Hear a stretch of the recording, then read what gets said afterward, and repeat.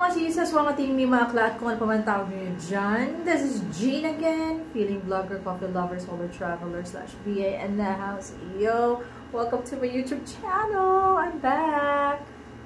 For today's video, I know I've been away for a very long time. Like yung last video ko was what? 6 months ago, 9 months ago.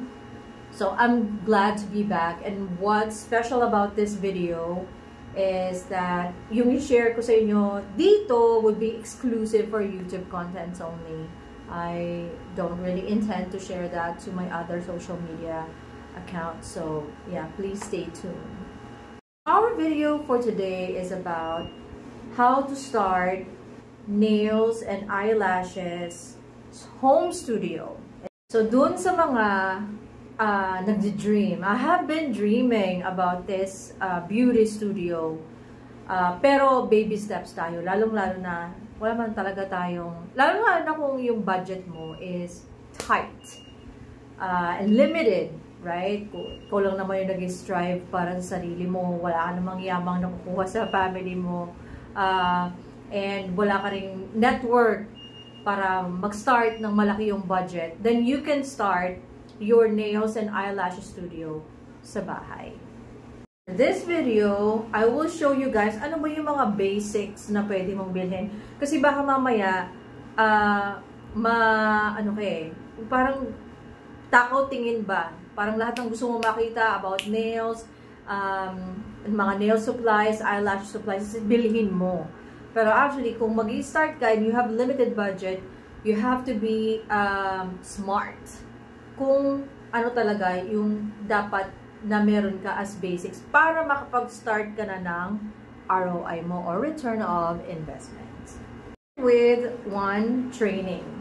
I know that there are a lot of resources now that we can use to acquire certain trainings. Pero yung sa akin po, ako po ay nag-undergo ng professional training wherein I paid some amount. Now, para lang magkaroon kayo ng idea, sa akin po ay nails and eyelashes, both kinuha ko yan sabay para makapag-acquire ako ng certificates, and umaabot kulang-kulang nasa 20,000 po lahat ng gastos ko dyan sa training na yan.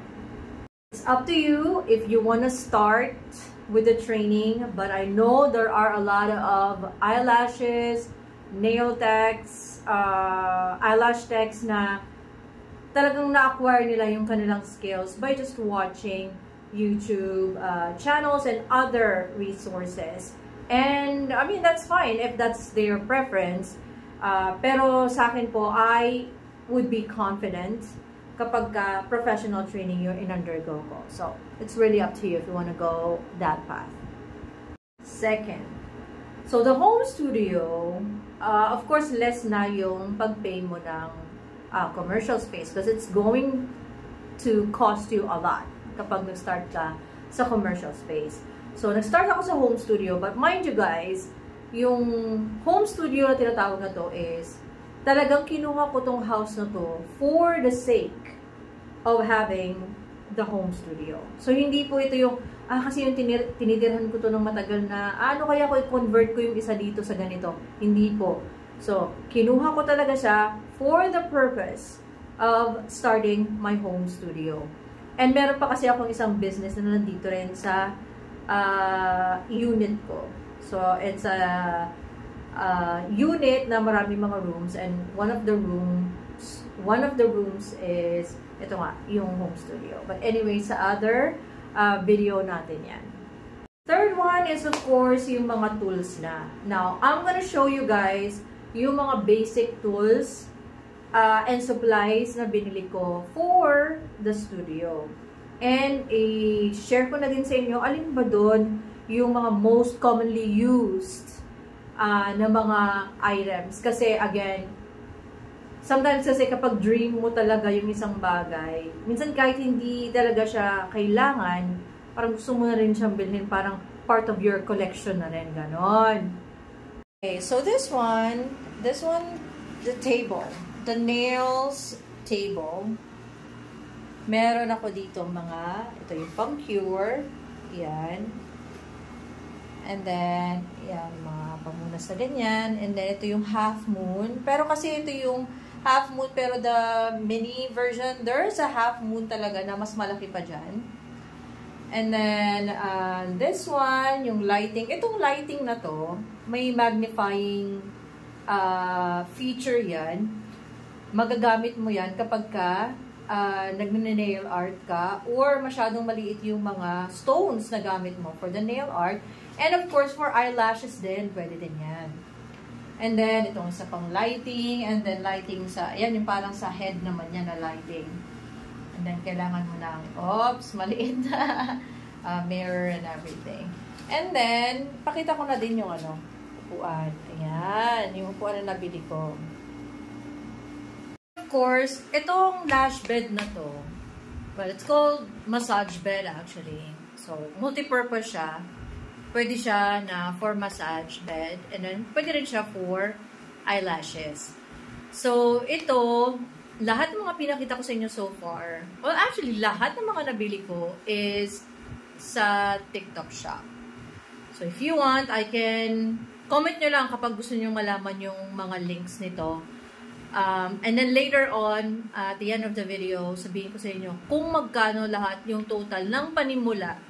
Okay, panimula na gastos ko for my eyelash and nail studio.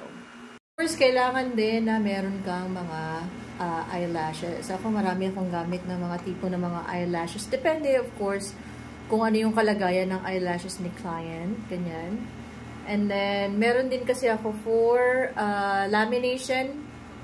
Yung eyebrow lamination and tint. Ganyan. So, ito, yung mga ganitong bagay.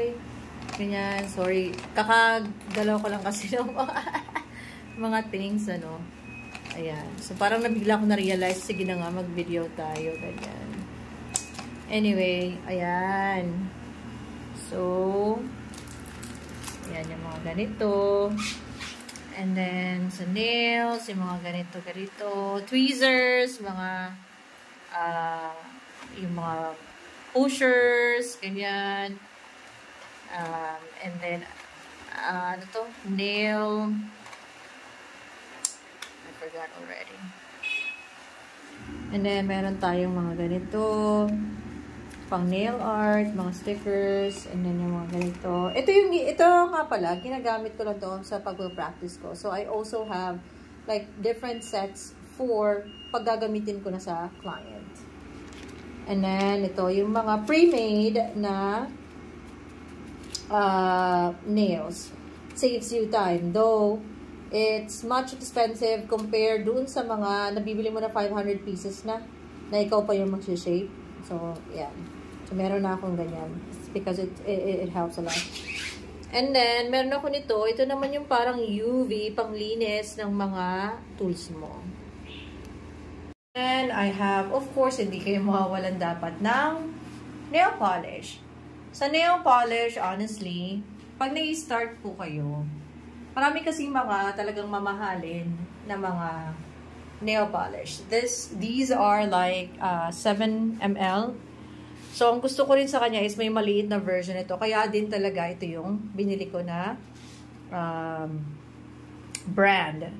So, Meva. And then, ito. Ganyan. Anyway, yung basics so far ng mga nagpagawa sa akin is on the black, white is super yun palaging hinahanap. Black, white, and then mga nude, pink. Siguro isang customer pa lang so far yung nagkaroon ako ng red. Gusto niya ng red, like super red and purple. So, purple yung nagawa namin sa kanya. Meron naman akong purple available. Okay, so napakita ko na sa inyo yung basic tools na pwede nyo mabili. It really depends pa rin sa inyo if you wanna buy those. At least you have an idea kung ano talaga yung nasa list, and then pwede na kayong magtanggal or magdagdag based on your budget, of course, and based on your preference. Now, let's go to the money part. So, total ng talagang na-invest ko, yung nailabas ko na pera, that includes the training, mga expenses. Ano ba yung mga expenses? Syempre, yung mga shipping fees, kasi pag bumili ka ng bagay, lagi may shipping fee yan, at hindi mo yan tatanggalin pag nagko-costing ka. So, ano pa ba? Mga tools, ganyan. And then, what else? I guess, yun naman so far. Okay, now let's go to the finances part. So, magkano talaga yung invest ko total? This is for the eyelash and nails, tools, supplies, trainings, ganyan. So, total ng initial investment ko ay tumataginting na, wow, 28,000 pesos po. So, again, pwede kayong pautay-utay nyo siyang bilhin. Pwede kayong wag muna to, or idagdag ko yung ganito sa ganito. It really depends po sa budget ninyo. But as for me, that includes the training, the nails and eyelashes supplies, ganyan. Umabot po ako ng 28,000 panimula. So, I have to stress on the panimula because actually, just the home studio itself, hindi na po kasi ako nagpo-focus sa eyelashes and nails eh. Meron din po akong facial and then the body scrub and everything. Bali, hindi ko lang siya maisama sa video na to. So, if you'd like, I can go ahead and give you like an idea kung magkano magagastos kapag sinamahan mo naman ng iba pang mga services. I would highly suggest na kung meron ka rin namang home studio and your home studio can accommodate more services, then go ahead and acquire that skills so you can start adding services para sa home studio mo.